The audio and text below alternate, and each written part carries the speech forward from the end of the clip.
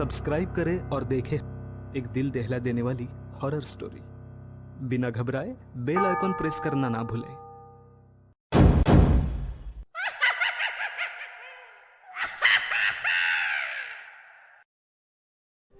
इस कहानी के लेखक है विजेंद्र कुमार कर्ण।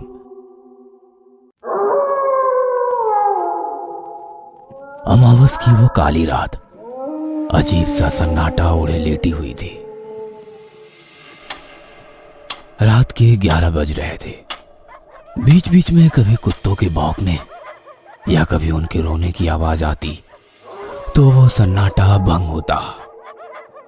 उस स्याह काली रात के अंधेरे में जब दुनिया नींद की आगोश में थी, तब शमशान में स्थित सबसे पुराने पीपल के पेड़ के नीचे कुछ हलचल हो रही थी। जिस शमशान में दिन में भी लोग आने से डरते हैं, उसी शमशान के पीपल पेड़ के नीचे 28-29 साल का एक नौजवान सूर्यकांत बहुत ध्यान से कुछ तैयारियों में जुटा हुआ था।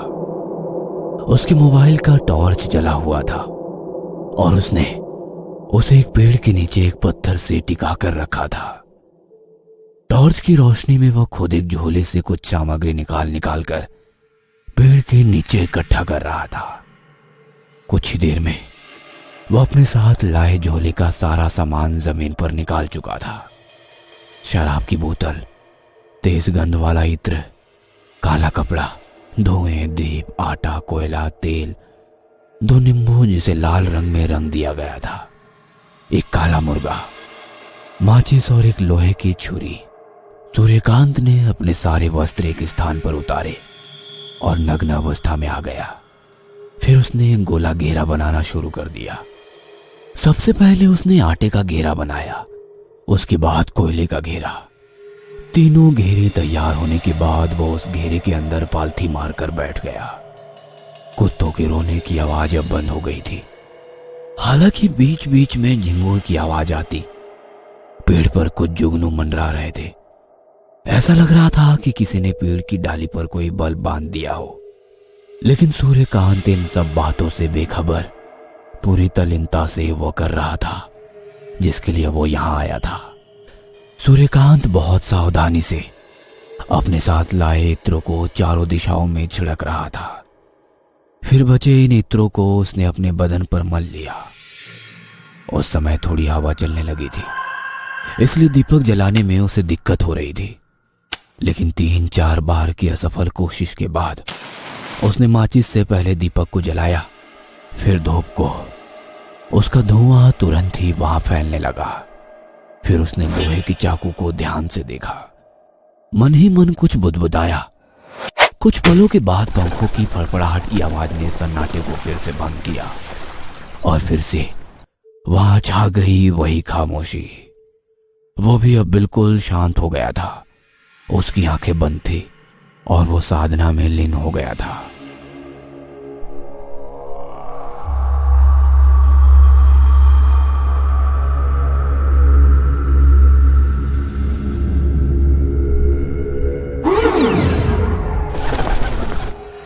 पिछले 1 सप्ताह से वो हर रात शमशान में आकर यही प्रक्रिया बार बार किए जा रहा था। हर रात सभी सामग्रियों के साथ वो शमशान में आता और आधी रात से साधना शुरू कर देता। ये साधना सुबह के 3 बजे तक चलती। फिर वो वापस अपने घर लौट जाता। लेकिन आज जब उसने अपनी साधना समाप्त की तो उसके दिमाग में एक ही चीज चल रही थी। कुछ नहीं हो रहा, कोई फायदा नहीं इन सब का, सब गलत है। 1 सप्ताह हो गए लेकिन अब तक कोई अनुभव नहीं हुआ मुझे। मैं कल से साधना के लिए नहीं आऊंगा। सूर्यकांत का धैर्य जवाब दे रहा था और इसका पहला कारण तो ये था कि उसने जिस उम्मीद के साथ साधना शुरू की थी उसका फल उसे नहीं मिल रहा था। और दूसरा कारण था पीपल के पेड़ पर भूत, प्रेत, पिशाच का भी वास होता है। उनके प्रकोप से बचने के लिए ही वो साधना के समय 3 घेरे बनाया करता। वो उनसे तो बच जाता, लेकिन रात को निकलने वाले कीड़े उसे लहूलुहान कर देते। वह साधना तो करता, लेकिन दर्द से वो बेचैन हो जाता। हर दिन उसका पूरा शरीर रक्त से भर जाता। उन कीड़ों के काटने के कारण उसके पूरे शरीर पर लाल लाल निशान उभर गए थे। जितनी उम्मीदों से सूर्यकांत ने साधना शुरू की थी, उन सारी उम्मीदों पर पानी फिर गया था, क्योंकि 1 सप्ताह बाद भी उसके हाथ खाली थे। उसके हाथ की रेखाएं अब भी उससे नाराज थी। अगले रोज वो साधना के लिए शमशान नहीं गया, लेकिन उसका नहीं जाना उस पर एक बड़ी मुसीबत बनकर टूटा। आधी रात को उसे लगा कि उसे किसी ने हवा में उठाकर नीचे फेंक दिया है। जब उसने इधर उधर देखा तो उसे कोई नजर नहीं आया। उस रात उसके साथ 3 बार ऐसा ही घटा। उसे समझ नहीं आ रहा था कि ये उसके साथ क्या हो रहा है। रात को डरते डरते वो किसी तरह सोया।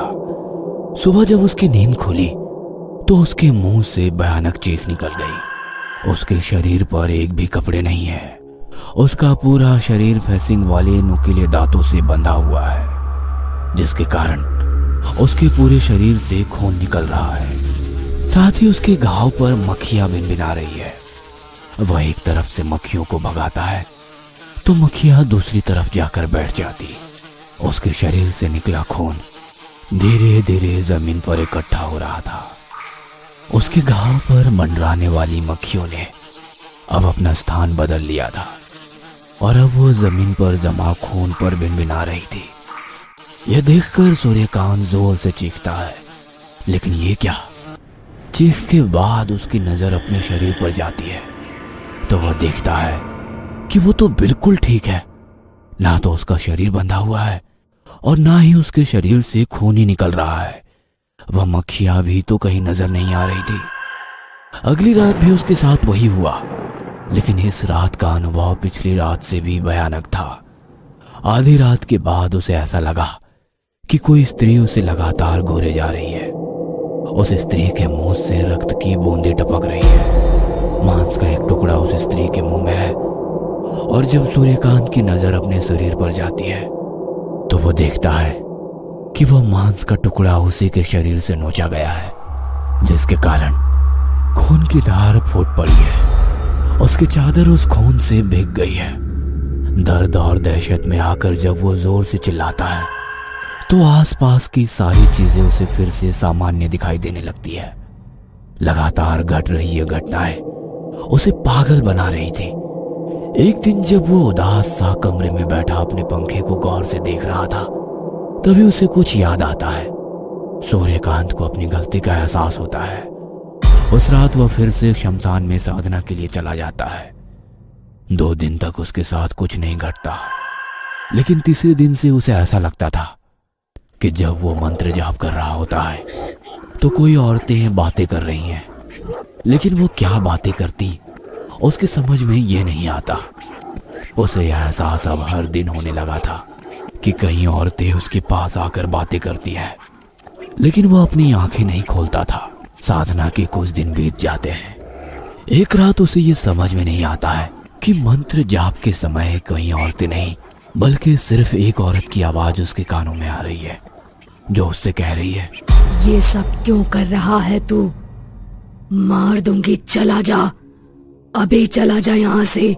तुझे पता नहीं तू क्या कर रहा है, किस लिए कर रहा है तू? मार दूंगी मैं तुझे। सूर्यकांत डर से कांपने लगता है, लेकिन उसने अपनी आंखें नहीं खोली और मंत्र जाप करता रहा। अगले दिन से तो उसे वो आवाजें और भी तेज सुनाई देने लगी। उसे ऐसा भी लगता कि एक साथ पायल की आवाजें आ रही है तो कभी चूड़ियों की, और उसे ये भी एहसास होता कि उसकी पीठ पर कोई अपने नाखून से खरोच रहा है।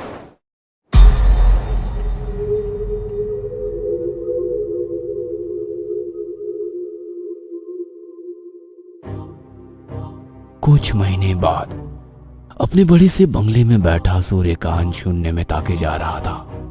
उसके हाथ में सिगरेट थी। बीच बीच में वो उसका एक एक कश लगाता, फिर वो कहीं खो जाता। सब कुछ तो पा लिया है मैंने, यही चाहिए था ना मुझे, लेकिन फिर भी ये अशांति कैसी है मेरे मन में? क्यों ऐसा लगता है कि जेबें भरी है लेकिन अब भी मैं बिल्कुल खाली हूं? कुछ वैसा ही जैसे खालीपन कुछ महीने पहले था। इस कहानी के लेखक है विजेंद्र कुमार कर्ण।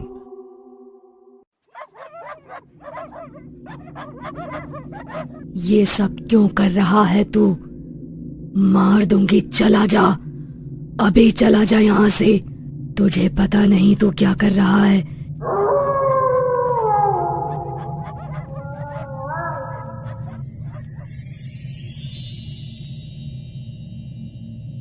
सब कुछ तो पा लिया है मैंने, यही चाहिए था ना मुझे, लेकिन फिर भी ये अशांति कैसी है मेरे मन में?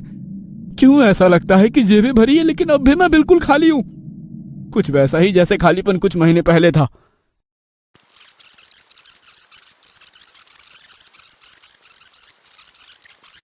कुछ दिनों पहले की बात है। शहर की सबसे पुरानी लाइब्रेरी में रखी एक किताब पर सूर्यकांत की नजर गई। उस किताब के फ्रंट पेज पर बनी तस्वीर ने जैसे उसके ऊपर जादू कर दिया। तो बिल्कुल सम्मोहित सा होकर वो किताब पढ़ने लगा। 10 बजे दिन से पढ़ने का शुरू हुआ, सिलसिला रात के 9 बजे तक चलता रहा। सूर्यकांत उस किताब में लिखी एक एक लाइन को जैसे जैसे पढ़ता जा रहा था, उस किताब के प्रति उसका आकर्षण बढ़ता जा रहा था। रात के 9 बज गए थे, इसलिए 2-3 और लोग ही उस समय लाइब्रेरी में थे। लाइब्रेरियन बार बार लाइब्रेरी की टिक टिक करती बड़ी सी पुरानी घड़ी को देख रहा था। उसका बस चलता तो वो खुद घड़ी के कांटों को अपने हाथों से बढ़ाकर 9:30 बजा देता, क्योंकि 9:30 बजे लाइब्रेरी के बंद होने का समय होता है। लाइब्रेरियन का घर यहाँ से बहुत दूर था और वो चाहता था कि जल्दी से जल्दी घर पहुंचे, क्योंकि आज उसकी शादी की सालगिरह थी। सूर्यकांत किताब में खोया हुआ था। तभी उसके मोबाइल फोन की घंटी बजी। उसने फोन की ओर देखा तो उसमें लिखा आ रहा था नागपाल कॉलिंग। वो फोन की ओर देख रहा था और सोच रहा था कि फोन उठाए या ना उठाए। इतनी देर में लाइब्रेरी में जो भी लोग बैठे थे सभी उसकी ओर घूरने लगे। लाइब्रेरियन का मूड तो पहले से ही खराब था। उसने भी सूर्यकांत की ओर गुस्से से देखा और इशारे इशारे में उसने लाइब्रेरी के उस बोर्ड की तरफ उसे देखने को कहा, जिसमें लिखा था कि लाइब्रेरी में मोबाइल फोन को स्विच ऑफ रखें या साइलेंट मोड में। सूर्यकांत ने आंखों ही आंखों में उसे सॉरी कहा और फोन लेकर लाइब्रेरी के बाहर आ गया। फोन रिसीव करते ही नागपाल ने सूर्यकांत को हड़काते हुए कहा, हरामखोर, कॉल उठाने में इतनी देर क्यों कर दी? वो लाइब्रेरी में था भाई। भाई गया तेल लेने। ये बता पैसे कब दे रहा है तू? थोड़ी मोहलत और दे दो भाई, जल्द ही पूरे पैसे चुका दूंगा। मोहलत सुनकर मेरे कान पक गए हैं। पैसे ब्याज पर लेकर अय्याशिया कर ली, अब पिछले 3 महीने से मोहलत कर रहा है तू। कान खोलकर सुन ले, नागपाल नाम है मेरा। पैसे देना जानता हूँ तो हलक में हाथ देकर पैसे निकालना भी मुझे आता है। थोड़ा समय और दे दो भाई, आपको ऐसा करने की नौबत नहीं आएगी। सूर्यकांत फोन पर गिड़गिड़ाने लगा। नागपाल ने 1 महीने का और समय दे तो दिया, लेकिन साथ ही यह धमकी भी दी कि 1 महीने बाद अगर उसके पैसे उसने वापस नहीं लौटाए तो उसके ऊपर वो तेजाब डाल देगा। नागपाल की क्रूरता के बारे में सूर्यकांत को बिल्कुल पता नहीं था। पिछले 3 महीने से वो अजीब से मेंटल ट्रॉमा की स्थिति से गुजर रहा था। एक पल तो उसका मन करता कि वो कहीं भाग जाए, लेकिन नताशा को छोड़कर वो कैसे भाग सकता था? नताशा सूर्यकांत की गर्लफ्रेंड थी और वह उसे अपनी जान से भी ज्यादा प्यार करता था। ये बात नागपाल जानता था, इसलिए उसके आदमी नताशा पर हमेशा नजर बनाकर रखे हुए थे। सूर्यकांत शहर के सबसे बड़े होटल में वेटर का काम करता था। हर दिन सैकड़ों अमीर लोग उस होटल में आते और अपना समय बिताते। वो उन अमीर लोगों की लाइफस्टाइल से बहुत प्रभावित था। उनकी लंबी लंबी और बड़ी बड़ी गाड़ियों के ख्वाब उसकी आंखों में बस गए थे। वह भी उनकी तरह ही अमीर होना चाहता था। 6 महीने पहले अमीर बनने की उसकी यह चाहत उसे शहर के सबसे बड़े जुए के अड्डे तक ले आई। उस दिन सूर्यकांत का शायद भाग्य भी प्रबल था। तभी तो जुए के अड्डे पर काट की सारी पत्तियां उसके फेवर में आ रही थी। जेब में लाए पैसे से 4 गुना कमाई करके वो अपने घर लौटा। उन पैसों से पहली बार उसने नताशा को एक महंगा गिफ्ट खरीद कर दिया। ओह माय गॉड, इतना महंगा नेकलेस! तुमसे महंगा नहीं है जान। तुम्हारी इसी अदा पर तो जान देने का मन करता है। I love you Suryakant. I love you too Natasha. I love you too. कमाई का यह शॉर्टकट उसे बेहद पसंद आया। हर हफ्ते वो जुए के उस अड्डे पर जाने लगा। उन दिनों उसकी किस्मत उसके साथ थी। इसलिए उसने 1 रुपए भी नहीं गंवाए और लगातार हो रही इन्हीं जीतों ने उसका मनोबल बढ़ा दिया। उसने अपनी नौकरी छोड़ दी। हालांकि उसने नताशा को कभी ये नहीं बताया कि उसने नौकरी क्यों छोड़ी। उसने सिर्फ ये बोला कि वो कोई बिजनेस कर रहा है। उसे एक तरफ से घमंड हो गया था कि ताश के पत्ते तो उसके गुलाम है, वह हर बाजी जीतेगा। लेकिन हर बार जुए में जीतना संभव तो नहीं था। एक बार हारने का जो सिलसिला शुरू हुआ तो वो अपनी सारी जमा पूंजी हार गया। तब उसने उधार लेकर जुआ खेलना शुरू कर दिया। पहले तो थोड़े पैसे उधार लिए, धीरे धीरे ये रकम 5 लाख पहुंच गई और उसी रकम की उगाही के लिए नागपाल उसे बार बार धमकी दे रहा था। नागपाल से बात कर सूर्यकांत लाइब्रेरी के अंदर गया। उसके माथे पर अब भी पसीना चमक रहा था, लेकिन पता नहीं क्यों एक संतोष भी उसके चेहरे पर दिख रहा था। अभी कुछ देर पहले तक वो जिस किताब में डूबा हुआ था, उसे लग रहा था कि वो किताब उसकी सारी परेशानियों को हल कर देगी। उसने वो किताब इशू करवा ली। पूरी रात उसने उस किताब का अध्ययन किया और उसने तय किया कि वह उस किताब में लिखी साधना करेगा। वह यक्षिणी साधना करेगा और अपनी सारी मुसीबत से ना सिर्फ पीछा छुड़ाएगा बल्कि शहर का सबसे अमीर आदमी भी बनेगा। सूर्यकांत के सारे कर्ज उतर गए थे। एक एक पैसे के लिए तरसने वाला सूर्यकांत आज महंगी गाड़ियों में घूमने लगा था। बड़े से बड़े बंगले में वो रहने लगा था। एक बड़ी सी फैक्ट्री का वो मालिक भी था। अब जो चीज उसे पसंद आ जाती वह उसकी हो जाती। बड़ी बड़ी पार्टियों में वो जाता, महंगी सी महंगी शराब वो पीता। हालांकि इन पार्टियों में कोई औरत अगर सूर्यकांत के करीब आने की कोशिश करती तो वह औरत कुछ पलों बाद उसे मरी हुई मिलती। सूर्यकांत को यह सब बहुत अजीब तो लगता। फिर उसे शमशान साधना की वो आखिरी रात याद आती। यह उसकी साधना का 41वां दिन था जब यक्षिणी उसके सामने प्रकट हो गई थी। उसके आने से वहां पर इतनी रोशनी हो गई कि सूर्यकांत की आंखें चौंधी आ गई। हालांकि उसने तब भी अपनी आंखें नहीं खोली। यक्षिणी ने उससे कहा, सूर्यकांत, मैं आ गई हूँ, अपनी साधना समाप्त करो। सूर्यकांत ने जब अपनी आंखें खोली तो सामने खड़ी उस औरत को वो देखता ही रह गया। इतनी सुंदर औरत ना तो उसने कहीं देखी थी और ना ही किसी से ऐसी औरत के बारे में सुना था। सूर्यकांत, इतना घूर कर देखने की जरूरत नहीं है। अब तो मैं हमेशा तुम्हारे पास ही रहूंगी। तुम्हें मुझे बिना विवाह किए अपनी पत्नी की तरह रखना होगा। तुम मुझे हर वो सुख दोगे जो एक पति अपनी पत्नी को देता है। तुम्हें हर रात मेरे साथ कच्चे मांस और शराब का सेवन भी करना होगा। बदले में संसार की बहुमूल्य से बहुमूल्य वस्तु मैं तुम्हें दूंगी। और हाँ, आज के बाद किसी और औरत को सपने में भी पास नहीं आने देना, नहीं तो मैं उसे मार दूंगी। सूर्यकांत उस समय इतना खुश था कि उसे समझ ही नहीं आ रहा था कि आखिर यक्षिणी उससे क्या कह रही है। वह तो बस उसे घूर रहा था और उसकी हाँ में हाँ मिला रहा था। सूर्यकांत की दुनिया बदल गई थी। यक्षिणी उसके मन मुताबिक खुशी उसे दे रही थी। बदले में सूर्यकांत को भी यक्षिणी के साथ हर वो चीज करनी होती जो वो चाहती थी। लेकिन वो कहते हैं ना कि इंसान की यह फितरत है कि जब उसके पास जो चीज नहीं होती है तो वो उसके लिए परेशान हो जाता है। लेकिन जैसे ही उसके पास वो चीज आती है तो वो फिर उसकी वैल्यू कम हो जाती है। सूर्यकांत के पास सब कुछ था, लेकिन फिर भी वो अकेला था। वह चाहता था कि वो अपना घर बसाए। अब यक्षिणी के साथ विवाह तो नहीं किया जा सकता था। वह पत्नी की जगह तो नहीं ले सकती थी। 7-8 महीने उसे अय्याशी भरा जीवन और यक्षिणी का साथ बहुत अच्छा लगा। लेकिन अब ये चीजें उसे अच्छी नहीं लगती थी। वह बोर हो गया था इन सब से। उसे अचानक नताशा की याद आने लगी। हालांकि बीच में नताशा उससे मिलने आई थी, लेकिन वह उस समय खुद में ही इतना डूबा हुआ था कि उसने उसे इग्नोर कर दिया।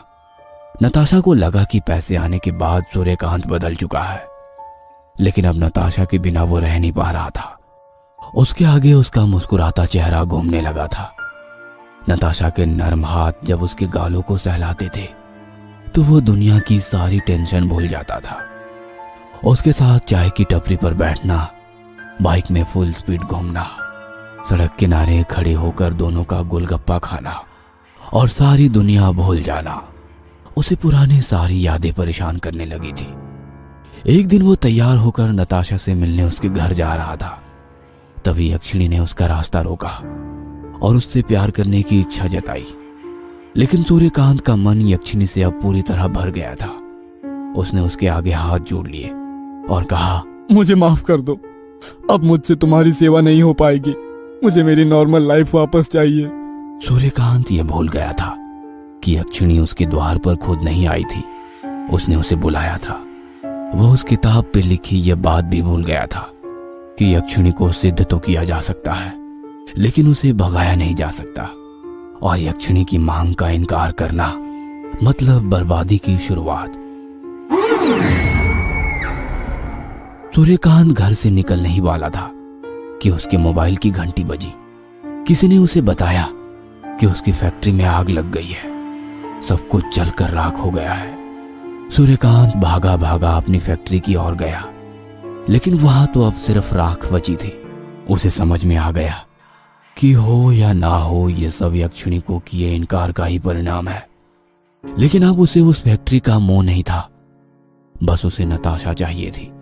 वह नताशा के घर पहुंचा। बहुत देर तक उसने उसके घर का दरवाजा खटखटाया, लेकिन किसी ने दरवाजा नहीं खोला। अचानक उसकी नजर दरवाजे पर लटके ताले पर गई। अरे, यहां तो ताला लटका है, लगता है नताशा कहीं बाहर गई है। वो वापस लौटने ही वाला था कि तभी दरवाजे का ताला अपने आप खुल गया। वह कमरे के अंदर गया। उसने जैसे ही कमरे में प्रवेश किया, उसकी चीख निकल गई। उसने देखा कि नताशा पंखे से लटकी हुई है। उसकी आंखें बाहर की ओर आ गई है और उसकी गर्दन एक और लुढ़की हुई है। उसकी जीभ बाहर की ओर है और उसी कमरे में यक्षिणी नताशा को अपनी बड़ी बड़ी आंखों से घूर रही है। सूर्यकांत ने आगे बढ़ने के लिए, तरक्की पाने के लिए शॉर्टकट का सहारा लिया, लेकिन अंत में उसके हाथ खाली के खाली रह गए। दोस्तों, तरक्की किसे पसंद नहीं? कौन नहीं चाहता कि दुनिया की सारी सुख सुविधाएं उसके कदमों में हो? लेकिन उसके लिए सूर्यकांत जैसे शॉर्टकट को आजमाने से पहले इस बात को गांठ बांध लीजिएगा कि इसकी एक बहुत बड़ी कीमत आपको चुकानी पड़ेगी। इस कहानी के लेखक हैं विजेंद्र कुमार कर्ण।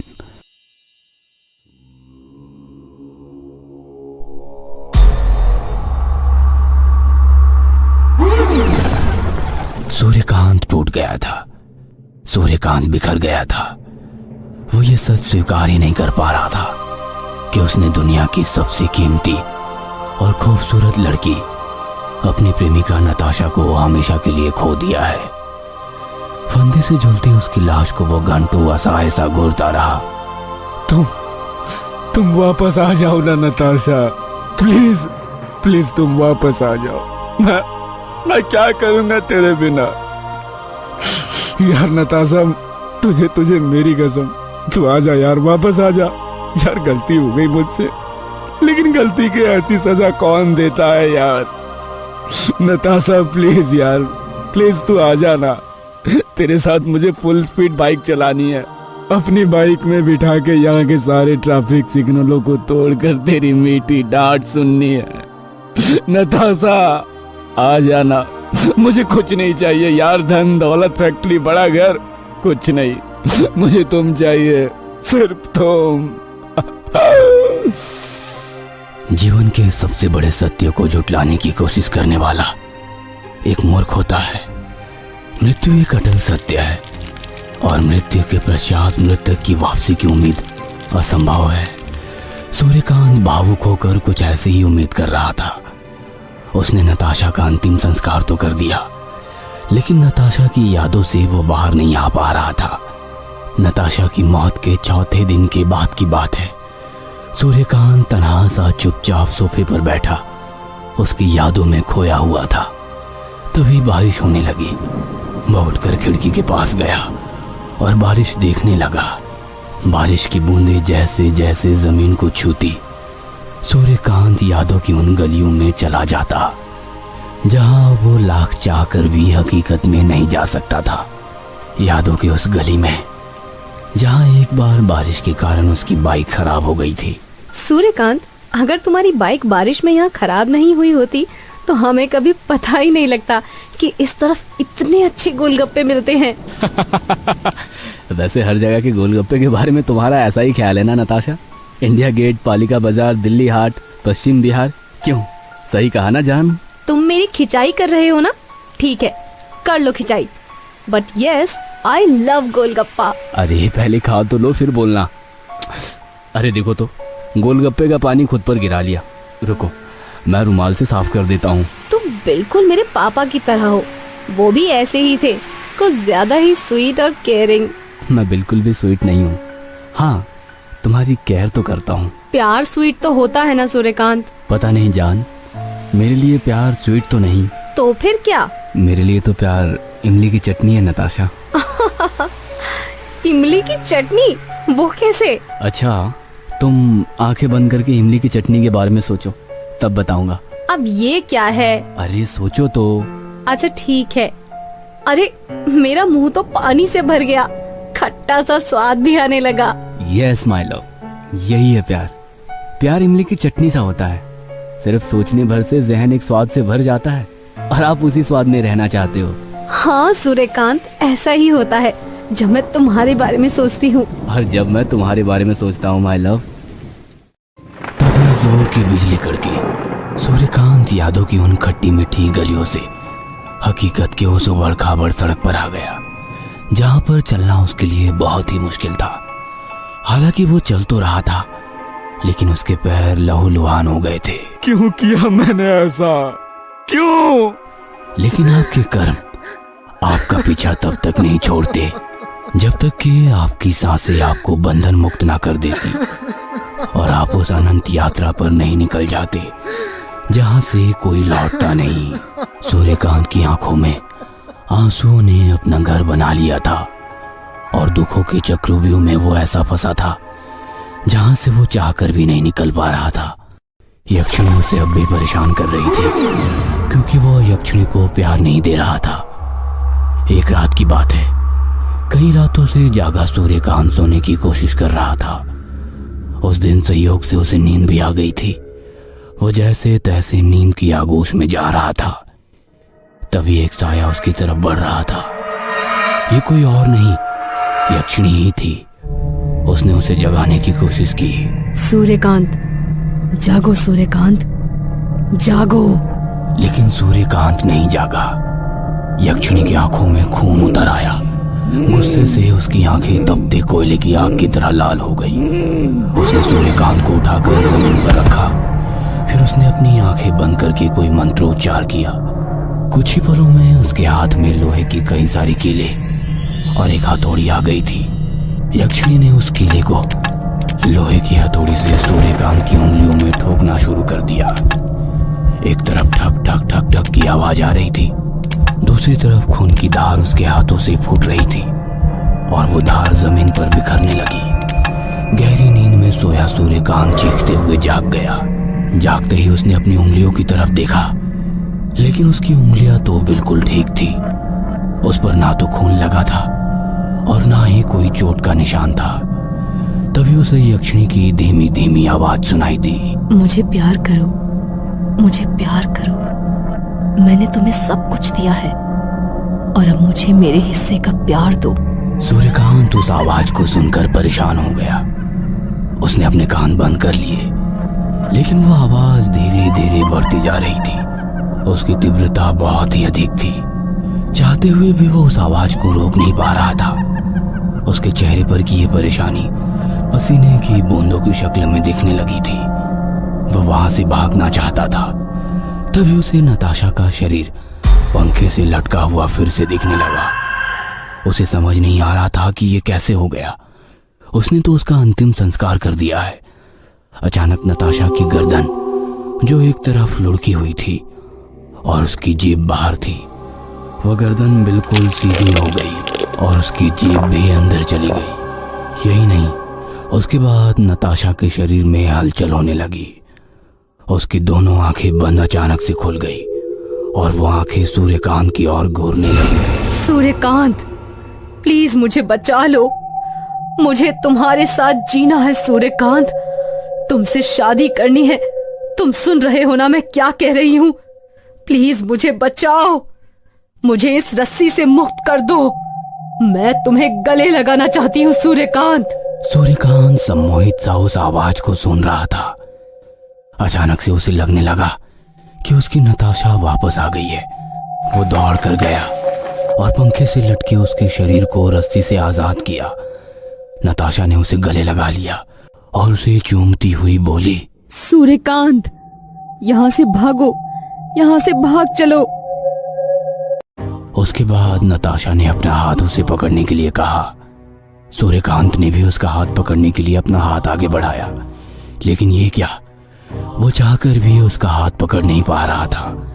उसने उसे गले लगाने की कोशिश की, लेकिन उसका हाथ तो उसके शरीर से आर पार हो गया। मैं तुम्हें छू नहीं पा रहा हूँ, तुम्हारा हाथ नहीं पकड़ पा रहा हूँ नताशा, प्लीज मेरा हाथ पकड़ो ना। लेकिन नताशा ने उसकी बातों का कोई जवाब नहीं दिया। उसके कमरे में एक बार फिर से यक्षिणी की धीमी धीमी हंसी की आवाज आने लगी और नताशा का शरीर गायब हो गया। सूर्यकांत पागलों की तरह जोर जोर से चिल्लाने लगा। चिल्लाते चिल्लाते उसका गला सूख गया। उसे जोरों की प्यास लग रही थी। वो खड़ा हुआ और फ्रिज के पास गया। फ्रिज का दरवाजा खोलकर उसने पानी की बोतल निकाली। तभी उसे फ्रिज के अंदर ही यक्षिणी दिखाई मुझे दी, प्यार करो, जो उससे कह रही थी प्यार करो, कि वो उसे प्यार मुझे करे। प्यार करो। यह देखकर घबराहट के मारे सूर्यकांत के हाथों से पानी की बोतल गिरकर टूट गई। उसने फ्रिज को बंद कर दिया और दूर जाकर सोफे पर बैठ गया। लेकिन जैसे ही वो बैठा, फ्रिज का दरवाजा अपने आप खुल गया और उसके अंदर से मुझे यक्षिणी की प्यार वैसे करो। ही आवाज आने लगी। मुझे प्यार करो। सूर्यकांत अब तंग आ गया था। वो खड़ा हुआ और बदहवास सा घर के बाहर भागने लगा। पूरी रात वो भागता रहा और भागते भागते उसी शमशान के बाहर वाली सड़क पर गिरकर बेहोश हो गया, जहां कभी उसने यक्षिणी की साधना की थी। जब उसकी नींद खुली तो उसने देखा कि वो सड़क के किनारे पड़ा हुआ है। उसके पास से कई सारी गाड़ियां गुजर रही है। कई लोग भी उस रास्ते से गुजर रहे हैं, लेकिन कोई भी उसकी ओर नहीं देख रहा है। कल तक इस शहर का सबसे अमीर आदमी सूर्यकांत आज लावारिस सामान की तरह सड़क पर पड़ा हुआ था। लेकिन किसी को फुर्सत नहीं थी कि एक मिनट के लिए भी उसके पास रुक जाए। हाँ, एक कुत्ता जरूर उसकी बगल में बिना ये सोचे लेटा हुआ था कि सूर्यकांत इस शहर का सबसे अमीर आदमी रह चुका है। सूर्यकांत यक्षिणी से पीछा छुड़ाना चाहता था, लेकिन उसे समझ नहीं आ रहा था कि वो आखिर करे तो क्या करे। उस दिन के बाद वो सड़क पर ही किसी भिखारी की तरह रहने लगा। अगर किसी ने उसे कुछ खाने को दिया तो उसे खा लिया, नहीं तो वो भूखे प्यासे ही वो सड़क पर लेटा रहता। उसे घर वापस लौटने से बहुत डर लगता था। कुछ दिनों बाद जब वो एक दिन इसी तरह सड़क के किनारे चुपचाप बैठा हुआ था, तभी उसे याद आया कि जिस किताब से यक्षिणी साधना के बारे में पढ़ा था, उस किताब में जरूर कोई ना कोई उपाय तो होगा यक्षिणी से मुक्ति पाने का। लेकिन वो किताब थी कहाँ, उसे याद नहीं आ रहा था, क्योंकि उसने वो किताब लाइब्रेरी में अब तक लौटाई नहीं थी। बहुत मशक्कत के बाद उसे याद आया कि वो किताब वो नई हवेली में ले गया था। उसे यह भी याद आया कि उसने वो किताब हवेली के तहखाने में एक लोहे के बक्से में छिपा रखी है। सूर्यकांत उस हवेली में लौटना नहीं चाहता था, लेकिन उसे आशा की एक किरण उसी हवेली से आती दिखाई दी और हिम्मत करके वो फिर से उसी हवेली की ओर चल पड़ा। क्या सूर्यकांत यक्षिणी से अपना पीछा छुड़ा सकेगा? क्या उस किताब के जरिए यक्षिणी से पीछा छुड़ाया जा सकता है? आखिर कौन है ये यक्षिणी? जानने के लिए देखिए इस रहस्यमयी कहानी का अगला भाग। इस कहानी के लेखक हैं विजेंद्र कुमार कर्ण।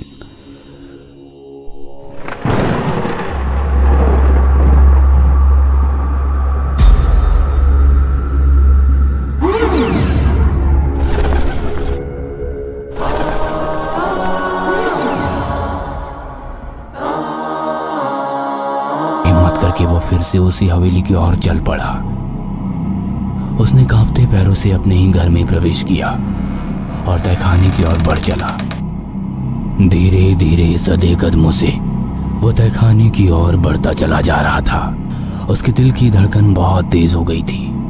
उसे डर लग रहा था कि कहीं यक्षिणी वहां ना आ जाए। वो उस बक्से के पास पहुंच गया। उस पर ताला लगा हुआ था उसे उस समय याद नहीं आ रहा था कि आखिर उसने उसकी चाबी कहाँ रखी है। चाबी कहाँ रख दी है मैंने इसकी? चाबी? उसे कुछ भी सूझ नहीं रहा था। तभी उसकी नजर तहखाने में रखे हथौड़े पर गई। उसने उसे उठाया और ताले पर हथौड़े से जोर जोर से मारने लगा।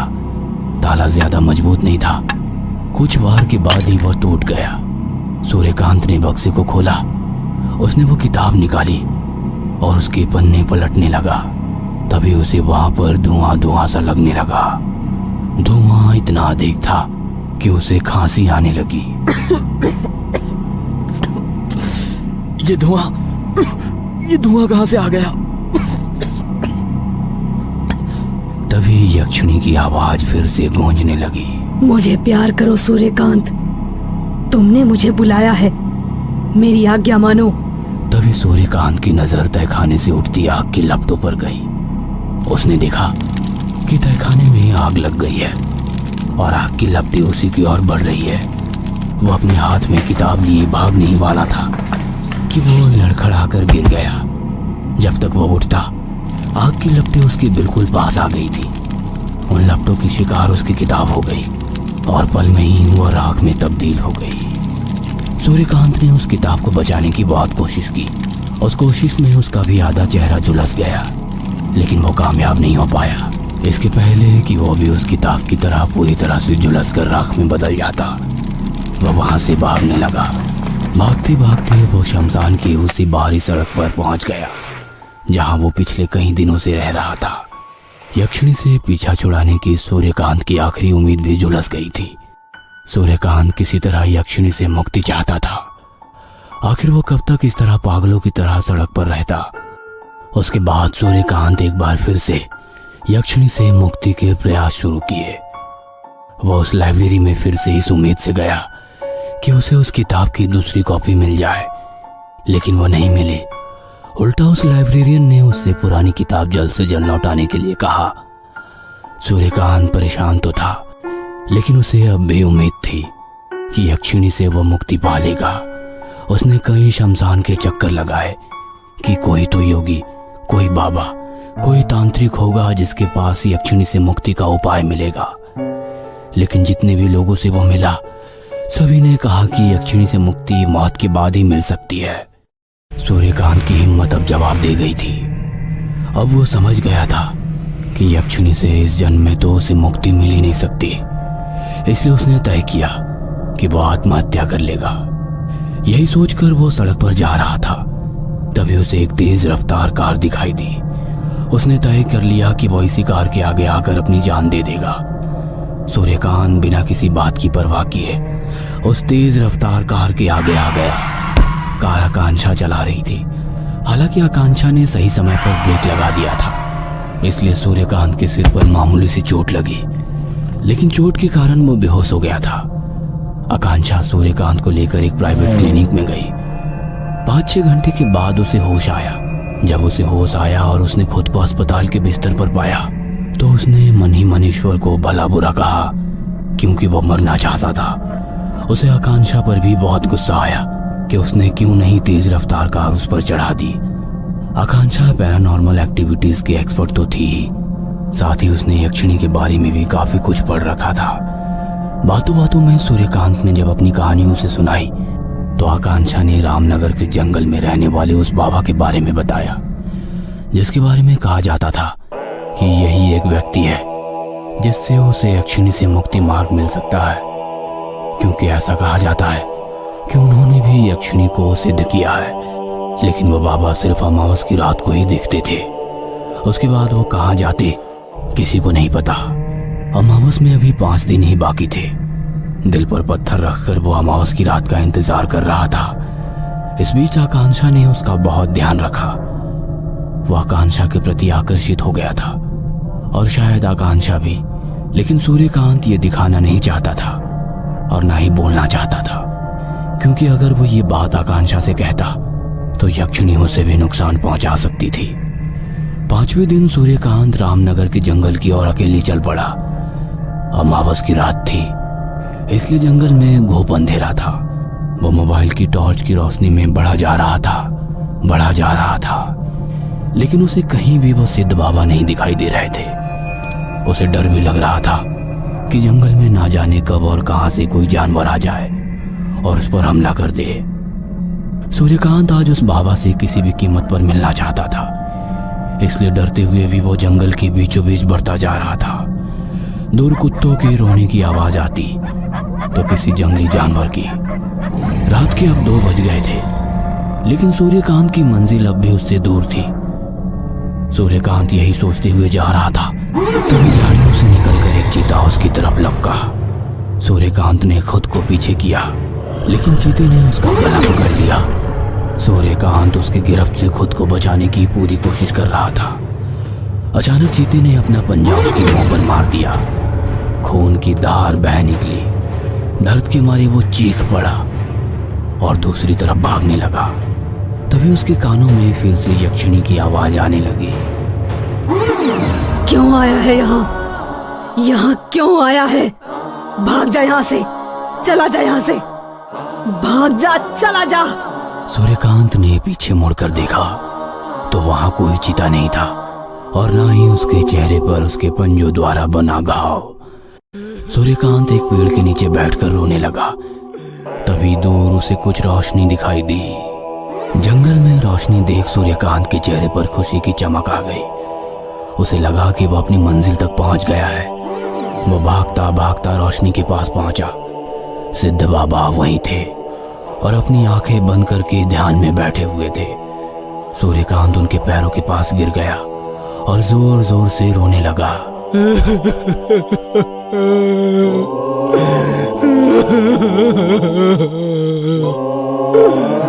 तभी बाबा ने अपनी आंखें खोली और उससे कहा, सूर्यकांत तुम आ गए।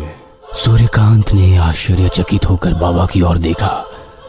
उसका मन कर रहा था कि वो बाबा के गले लगकर खूब रोए।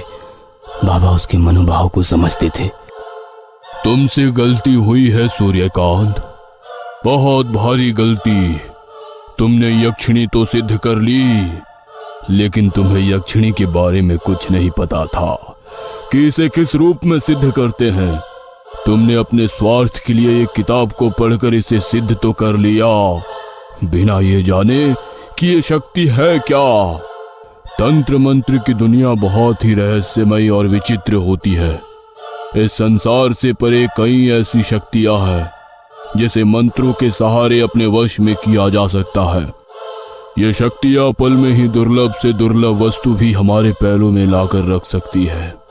हमारी पौराणिक कथाएं और धार्मिक ग्रंथ इस बात का सबसे बड़ा उदाहरण है कि इन शक्तियों को वश में करके असंभव से असंभव काम भी संभव बनाए गए हैं। दानवों ने इन्हीं मंत्रों के सहारे तो ऐसे ऐसे कार्य किए जिससे कई बार देवताओं तक का अस्तित्व संकट में आ गया।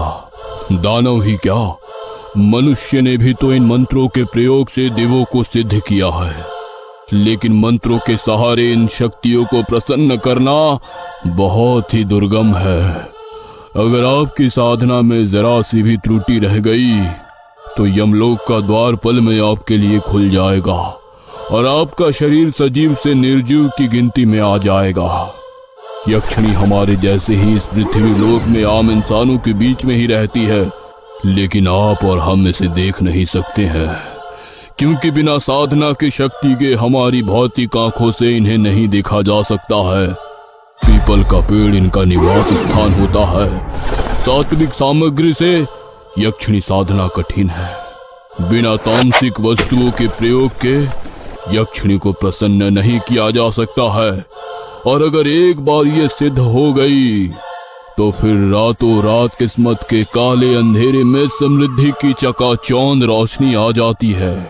लेकिन हमें बिना गुरु के यक्षिणी की साधना कभी नहीं करनी चाहिए। यक्षिणी की साधना के वक्त हमें उन्हें माता के रूप में प्राप्त करने का संकल्प लेना चाहिए। सूर्यकांत ने यक्षिणी को पत्नी या प्रेमिका के रूप में संकल्प लेकर साधना की थी। इसके बाद सिद्ध बाबा ने कहा, सूर्यकांत, एक बार फिर से तुम्हें यक्षिणी की साधना करनी होगी, लेकिन इस बार तुम्हें माता के रूप में उनका आह्वान करना होगा। अगर वो प्रसन्न हो जाती है तो तुम जो इच्छा उनसे कहोगे वो इच्छा वो पूरी कर देंगी।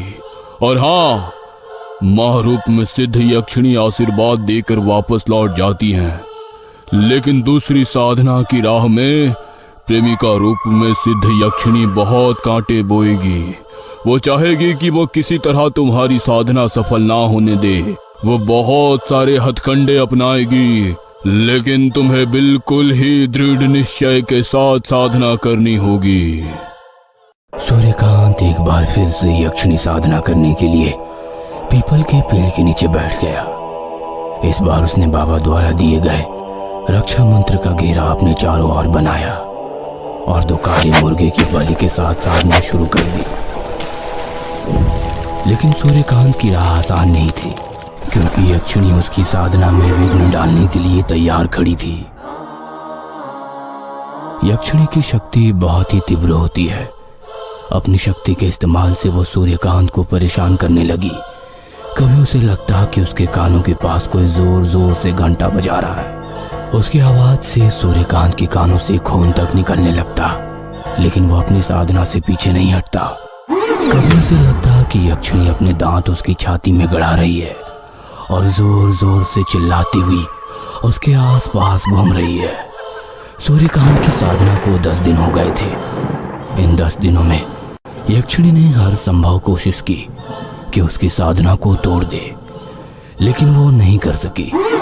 15वें दिन यक्षिणी ने अपने सबसे अचूक अस्त्र का इस्तेमाल किया, जिसके बारे में सिद्ध बाबा ने उसे पहले ही बताया था। सूर्यकांत जहां तपस्या कर रहा था, यक्षिणी उसी के बगल में लेट गई और उसके शरीर पर हाथ फिराते हुए सावास की इच्छा जताई। सूर्यकांत उस घड़ी में कमजोर पड़ रहा था, लेकिन तभी उसे नताशा का फांसी पर झूलता शरीर दिखा। सूर्यकांत ने अपने मन को स्थिर किया और मां के रूप में यक्षिणी का ध्यान करने लगा। प्रेमिका यक्षिणी इस बात से बहुत क्रोधित हो गई और जोर जोर से चिल्लाती हुई पीपल के पेड़ पर चढ़ गई और सूर्यकांत को घूरने लगी। यही नहीं, वो कभी पेड़ के ऊपर से सूर्यकांत के ऊपर कूद जाती तो कभी छोटे छोटे कीड़े उसके शरीर पर रख देती। वो कीड़े सूर्यकांत का खून पीने लगते। 41वें दिन माता के रूप में यक्षिणी प्रकट हुई और उसे कुछ मांगने के लिए कहा। सूर्यकांत ने यक्षिणी से खुद की मुक्ति की बात कही। मां रूपी यक्षिणी ने उसकी इच्छा पूरी की और उसे आशीर्वाद देकर वापस लौट गई।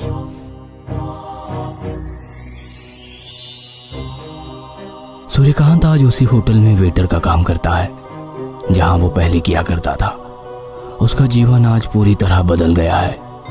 लालच और शॉर्टकट से किसी चीज को पाने की चाह से वो आज कोसों दूर हो गया है। हाँ, उसके जीवन में एक बहुत बड़ा बदलाव और आया है। वो ये है आकांक्षा से उसकी शादी। आज दोनों बहुत खुश है। सूर्यकांत ने बिना समझे बुझे भयानक साधना की थी, जिसका खामियाजा उसे भुगतना पड़ा था। दोस्तों, कोई भी तांत्रिक साधना बिना गुरु के ना करें, खासकर यक्षिणी साधना, क्योंकि सूर्यकांत तो बच गया, लेकिन क्या पता आप ना बचे। और हाँ दोस्तों, सब्सक्राइब करना भूलना मत।